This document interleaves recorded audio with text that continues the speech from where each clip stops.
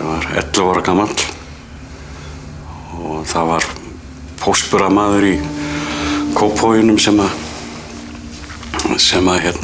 kynnti mig inn til sín.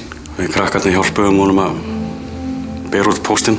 Eitt skipti þá var einn með honum og hann var ekki með lakkrís á sér og bauð mér að koma heim til sín. Og þar sem að þetta gerist. Og hef í raun og veru aldrei boðist betur síðan. Hann hótaði mig hann ef ég einhvern veginn segði frá þessu þá myndi hann bara drekkja mér sem sagt. Og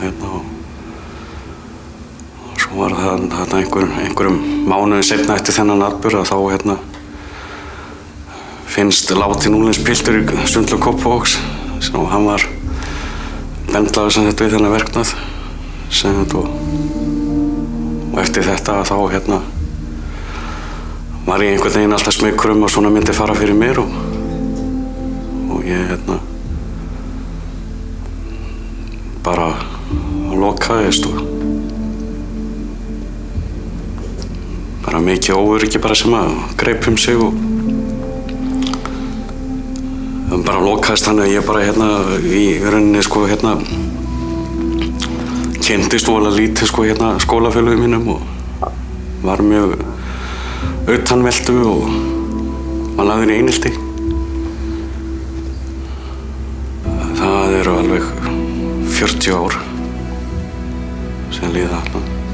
Það breytti alveg svakalega miklu fyrir mig Ég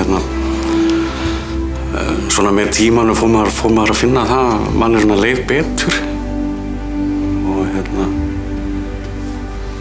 svona varð bara öruggari með sjálfa mig létt af þessari skömm og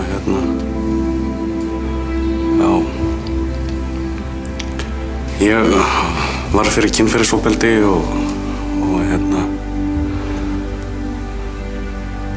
leitaði til Stígamóta 40 árum seinna. Mín tala er 40.